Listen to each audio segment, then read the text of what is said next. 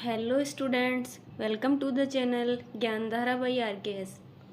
पिछले वीडियो में हमने अम्ल क्षारक एवं लवण के पहले पार्ट के बारे में पढ़ा था। आज हम अम्ल क्षारक एवं लवण के पार्ट नंबर 2 के बारे में पढ़ेंगे।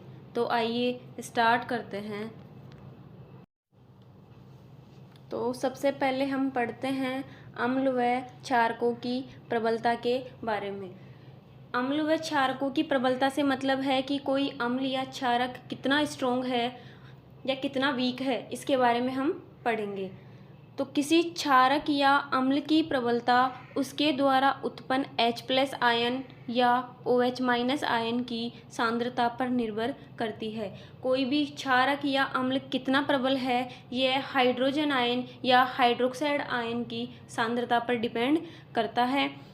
अम्ल व क्षारक की प्रबलता हम एक सार्वभौमिक या सार्वत्रिक सूचक द्वारा ज्ञात कर सकते हैं। इनकी प्रबलता को ज्ञात करने के लिए एक सूचक का यूज किया जाता है, जिसको सार्वभौमिक या सार्वत्रिक सूचक बोलते हैं और जिसको हम पीएच पत्र भी बोलते हैं। पीएच पत्र, ये सूचक पीएच पत्र भी कहलाता है। तो आइए पढ़ते हैं सार्वत्रिक सूचक के बारे में। सार्वभौमिक सूचक या सार्वत्रिक सूचक, यह सूचक अनेक सूचकों का मिश्रण होता है। यह सूचक किसी विलयन में हाइड्रोजन आयन की विभिन्न सांद्रता को विभिन्न रंगों में प्रदर्शित करते हैं। सार्वभौमिक सूचक है, यह कई सूचकों का मिश्रण होता है और यह विलयन में हाइड्रोजन आयन की जो सांद्रता होती है उसको भिन्न भिन्न रंगों में दर्शाता है। अब देखते हैं पीएच स्केल। पीएच स्केल के बारे में अगर हम बात करें तो ये एक स्केल होता है जिसमें 14 तक नंबर लिखे हुए होते हैं। इसमें 7 से कम पीएच, अगर पीएच मान 7 से कम होगा तो वो एसिडिक होंगे। जैसे कि हम देख पा रहे हैं 0 से लेके 6.9 तक अगर नंबर मिलता है हमें तो वो एसिडिक नेचर होता है। एसिडिक मतलब अम्लीय नेचर होता है उसका। फिक्स 7 पे 7 पीएच का मान अगर 7 आ जाता है तो वो न्यूट्रल होता है, उदासीन होता है। 7 से लेके 14 तक अगर पीएच का मान आता है तो एल्केलाइन होता है, मीन्स क्षारीय होता है। और हम जैसे कि इसमें देख पा रहे हैं हर एक पीएच मान पे अलग अलग कलर शो कर रहा है, विभिन्न प्रकार के रंग को दर्शा रहा है। अब हम देखें, सबसे पहले अगर pH का मान 7 होगा तो वह उदासीन विलयन होगा। जैसे कि लवण में अम्ल और क्षार से मिलकर बना होता है, वो दोनों एक दूसरे को उदासीन कर देंगे, उदासीन ही होता है लवण एक, और उसकी pH का मान कितना होता है 7। अगर pH का मान 7 से कम है तो वह अम्लीय विलयन होता है, और pH का मान 7 से कम है तो वह अम्लीय विलयन होगा, और pH का मान 7 से अधिक है तो वह क्षारीय विलयन होगा। जैसे जैसे pH का मान कम होता है, जैसे 0 पे सबसे प्रबल अम्ल होगा, और जैसे जैसे pH का मान अधिक होता है जैसे 14, तो यहाँ पे क्षार की प्रबलता सबसे अधिक होती है। तो ये हमने अम्लों की और क्षारों की प्रबलता के बारे में पढ़ा। 0 से लेकर 6 तक जाएंगे तो अम्लों की प्रबलता कम होती है। इसका मतलब ये है कि 0 पे सबसे अधिक प्रबल अम्ल होता है, उसके बाद 1 पे, फिर 2 पे। ऐसे ही अगर हम 7 के बाद में 8, 9 से बढ़ेंगे तो 14 पे आके सबसे ज़्यादा प्रबल क्षार होगा, क्षारकों की प्रबलता बढ़ती जाएगी। अब हम आगे बात करते हैं दैनिक जीवन में पीएच के महत्व के बारे में। दैनिक जीवन में पीएच का महत्व, जिसमें पहला है हमारा शरीर 7 से 7.8 पीएच के बीच कार्य करता है। एक हमारे शरीर की पीएच की एक नॉर्मल रेंज होती है 7 से 7.8। अगर इससे कम या अधिक पीएच होती है तो हम बीमार हो जाते हैं या फिर हमारे शरीर के लिए वो अच्छी नहीं होती है। इसके बाद दूसरा है वर्षा के जल के पीएच का मान जब 5.6 से कम हो जाता है तो वह अम्लीय वर्षा कहलाती है। जब वर्षा होती है और उसके जल का पीएच मान 5.6 से कम हो जाता है, ये एक रेंज है, अगर इससे कम हो जाता है तो वो ज़्यादा एसिडिक हो जाता है, ज़्यादा अम्लीय हो जाता है, उसको हम अम्लीय वर्षा बोलते हैं। जैसे कि ताजमहल अम्लीय वर्षा के कारण ख़राब हो रहा है या फिर उसका रंग पीला पड़ रहा है, किसके कारण? अम्लीय वर्षा के कारण। और अम्लीय वर्षा किसे कहते हैं? अगर वर्षा के जल का पीएच मान 5.6 से कम हो जाता है तो उसे अम्लीय वर्षा कहते हैं। इसके बाद नेक्स्ट है, मुंह का पीएच मान 5.5 से कम होने पर दांतों का क्षय प्रारंभ हो जाता है। अगर हम कुछ ज़्यादा खट्टी चीज़ें या जिसका पीएच मान 5.5 से कम होता है या अम्लीय चीज़ें जिसकी पीएच मान 5.5 से कम होगा, उसको लगातार वो दांतों के संपर्क में आती है तो उससे दांतों का क्षय प्रारंभ हो जाता है, उससे दांत खराब होना स्टार्ट हो जाते हैं। यानी कि 5.5 से कम पीएच मान वाला एसिड हमारे दांतों के लिए अच्छा नहीं होता है। इसके बाद नेक्स्ट है, मधुमक्खी का डंक अम्ल छोड़ता है जिसके कारण जलन व दर्द होता है। मधुमक्खी के डंक में अम्ल होता है और कौन सा अम्ल होता है? मेथेनोइक अम्ल। मधुमक्खी के डंक में मेथेनोइक अम्ल होता है, जो कि हमारे मधुमक्खी के डंक में मेथेनोइक अम्ल होता है जिसके संपर्क में आने पर हमारे को जलन और दर्द होता है। इससे बचने के लिए हम क्षार का प्रयोग करना चाहिए, जैसे कि साबुन का यूज करना चाहिए, क्योंकि साबुन में क्षार होता है तो वो उस अम्ल को उदासीन कर देता है और जलन व दर्द से हमें राहत मिल जाती है। इसके बाद नेक्स्ट है, अच्छी उपज के लिए पौधों को एक विशिष्ट पीएच की आवश्यकता होती है। पौधे एक अच्छी उपज दे, इसके लिए भी वो एक विशिष्ट या स्पेसिफिक पीएच पर काम करते हैं, जैसे कि 6.5 से 7.5 पीएच का मान एक नॉर्मल मान है जो कि सभी पौधों के लिए अच्छा होता है। इससे कम या अधिक पीएच पर पौधों की ग्रोथ कम होती है।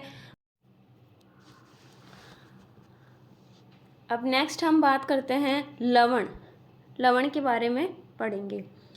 जैसा कि हम पहले पढ़ चुके हैं कि अम्ल और क्षारक मिलकर लवण और जल बनाते हैं, जैसे कि हाइड्रोक्लोरिक एसिड और सोडियम हाइड्रोक्साइड, ये दोनों मिलकर सोडियम क्लोराइड का लवण बनाते हैं और साथ में जल का निर्माण करते हैं। आगे हम बात करें लवण से रसायनों का निर्माण। लवण से कई केमिकल्स का निर्माण किया जाता है जिसके बारे में हम पढ़ेंगे, जिसमें पहला है सोडियम हाइड्रोक्साइड, दूसरा है विरंजक चूर्ण, तीसरा है बेकिंग सोडा और चौथा है धोने का सोडा। अब हम सबसे पहले बात करेंगे सोडियम हाइड्रोक्साइड के बारे में। सोडियम हाइड्रोक्साइड NaOH, Na से मतलब होता है सोडियम और OH होता है हाइड्रोक्साइड आयन, तो ये मिलकर बनाते हैं सोडियम हाइड्रोक्साइड। इसके निर्माण की बात करें तो सोडियम क्लोराइड के जलीय विलयन से विद्युत प्रवाहित करने पर वियोजित होकर सोडियम हाइड्रोक्साइड उत्पन्न करता है। सोडियम क्लोराइड का जलीय विलयन यानी कि जब सोडियम क्लोराइड की अभिक्रिया जल के साथ करवाते हैं तो सोडियम हाइड्रोक्साइड बनता है, साथ में क्लोरीन गैस और हाइड्रोजन गैस भी मिलती है। जलीय विलयन में जल के साथ अभिक्रिया होती है और इस विलयन में विद्युत प्रवाहित करने पर सोडियम हाइड्रोक्साइड हमें प्राप्त होता है।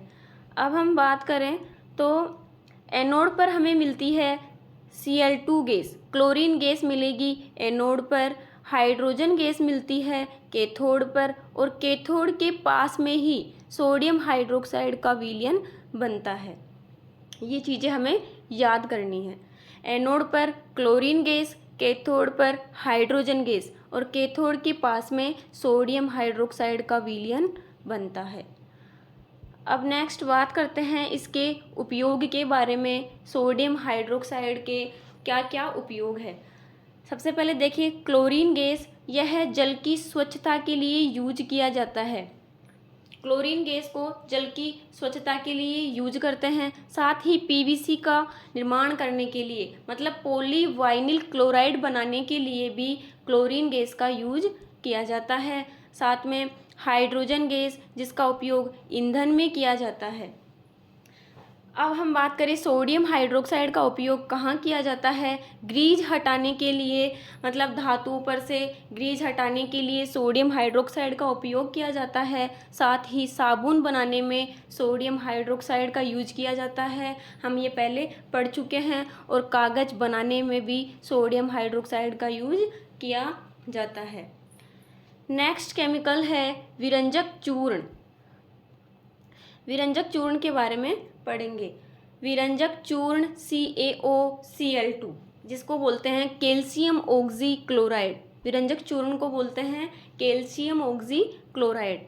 इसके निर्माण की बात करें तो शुष्क बुझे हुए चूने, जिसको बोलते हैं कैल्शियम हाइड्रोक्साइड CaOH2 पर क्लोरीन की क्रिया करवाने से विरंजक चूर्ण का निर्माण होता है।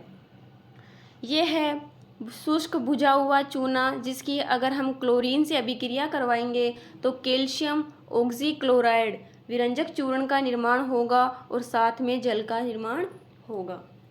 ये हमने पढ़ा कि विरंजक चूर्ण का निर्माण कैसे किया जाता है। अब हम पढ़ते हैं इसके उपयोग के बारे में। विरंजक चूर्ण के क्या क्या उपयोग हैं, जिसमें पहला है वस्त्र उद्योग में सूती व लिनेन के विरंजन के लिए। वस्त्र उद्योग में सूती वस्त्र और जो लिनेन के वस्त्र होते हैं उनको रंगने के लिए विरंजक चूर्ण का यूज किया जाता है। नेक्स्ट बात करें तो कागज़ की फैक्ट्री में लकड़ी में मज्जा के विरंजन के लिए। कागज़ किससे बनता है? लकड़ी से। और लकड़ी को सफ़ेद बनाने के लिए या उसको रंगने के लिए कैल्शियम ऑक्सी क्लोराइड विरंजक चूर्ण का यूज किया जाता है। थर्ड है पीने के पानी में रोगाणुनाशक के रूप में। पीने के पानी से बैक्टीरिया वगैरह हटाने के लिए या उसको रोगाणु रहित बनाने के लिए भी विरंजक चूर्ण का यूज किया जाता है। तो ये थे विरंजक चूर्ण के यूजेस। आगे हम थर्ड केमिकल के बारे में बात करते हैं, बेकिंग सोडा। बेकिंग सोडा जिसको बोलते हैं NaHCO3 सोडियम बाइकार्बोनेट। यह एक दुर्बल असंक्षारक होता है। दुर्बल मतलब कमज़ोर और असंक्षारक मतलब जल्दी से ये खराब नहीं होता है। हम पहले पढ़ चुके हैं संक्षारण क्या होता है। तो यह एक असंक्षारक है, यानी कि जल्दी से ये खराब नहीं होता है। अब इसके निर्माण की बात करें तो सोडियम क्लोराइड के साथ कार्बन डाइऑक्साइड, जल और अमोनिया की अगर हम साथ में अभिक्रिया करवाते हैं तो अमोनियम क्लोराइड बनता है और साथ में सोडियम बाइकार्बोनेट या बेकिंग सोडा प्राप्त होता है। अब हम बात करें कि खाना पकाते समय गर्म करने पर क्या होता है। खाने में हम जानते हैं कि खाना बनाते समय हम सोडियम बाइकार्बोनेट का यूज करते हैं, बेकिंग सोडा का काफ़ी बार हम यूज करते हैं। तो उस समय कौन सी अभिक्रिया होती है? जब बेकिंग सोडा को गर्म किया जाता है या खाने को पकाएंगे तो बेकिंग सोडा गर्म होगा, साथ में ये गर्म होने पर टूटकर सोडियम कार्बोनेट बनाएगा, जल बनाएगा और CO2 गैस बनाएगा। जैसे कि एक एग्जांपल से समझे तो ब्रेड को जब हम गरम ब्रेड को देखें तो उसमें बेकिंग सोडा का यूज किया जाता है, तभी तो उसमें से कुछ हमें बारीक बारीक बुलबुले के रूप में CO2 गैस बाहर निकलती है। तो हमें वो एक ब्रेड ऐसी ही दिखाई देती है। नेक्स्ट बात करते हैं बेकिंग सोडा के उपयोग क्या क्या होते हैं। बेकिंग सोडा का उपयोग किया जाता है बेकिंग पाउडर बनाने में। बेकिंग सोडा और बेकिंग पाउडर दोनों अलग अलग होते हैं। अगर बेकिंग सोडा के साथ में टार्टरिक अम्ल मिला दिया जाता है तो वह बेकिंग पाउडर कहलाता है। टार्टरिक अम्ल हम पहले बात कर चुके हैं कि इमली में टार्टरिक अम्ल पाया जाता है। बेकिंग सोडा और टार्टरिक अम्ल मिलेंगे तो बेकिंग पाउडर बनेगा, और अगर हम बेकिंग पाउडर से टार्टरिक अम्ल को बाहर निकाल देंगे तो बेकिंग सोडा हमें प्राप्त हो जाएगा। इसके बाद है यह एंटासिड का एक संघटक है, यानी कि एंटासिड एसिडिटी दूर करने में भी इसका यूज किया जाता है बेकिंग सोडा का। तीसरा है अग्निशामक में इस्तेमाल, आग बुझाने के लिए भी उसकी आग बुझाने वाले यंत्रों में इसका इस्तेमाल किया जाता है। अब नेक्स्ट बात करते हैं धोने का सोडा। जिसको बोलते हैं Na2CO3.10H2। जब सोडियम कार्बोनेट के साथ 10 जल के अणु होते हैं तो उसको हम बोलते हैं धोने का सोडा। इसके निर्माण की बात करें तो सोडियम कार्बोनेट के पुनः क्रिस्टलीकरण से धोने का सोडा प्राप्त होता है। रिएक्शन की बात करें तो यह है सोडियम कार्बोनेट, इसकी 10 जल के अणुओं के साथ अभिक्रिया करवाई जाती है तो हमें धोने का सोडा प्राप्त होता है। ये 10 जल के अणु क्रिस्टलीकृत जल के रूप में हमें प्राप्त हो जाते हैं। अब इसके उपयोग की बात करें तो धोने का सोडे का उपयोग किस किस में होता है, जिसमें पहला है कांच, साबुन एवं कागज उद्योग में।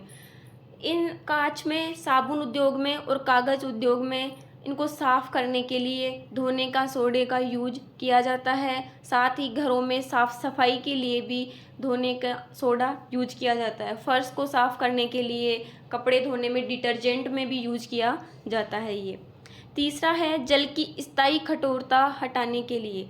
जल की कठोरता से मतलब है कि साबुन जल के साथ झाग नहीं देगा, क्योंकि कठोर जल में कैल्शियम और मैग्नीशियम के लवण घुले हुए होते हैं, जिसके कारण यह झाग नहीं देता है साबुन के साथ।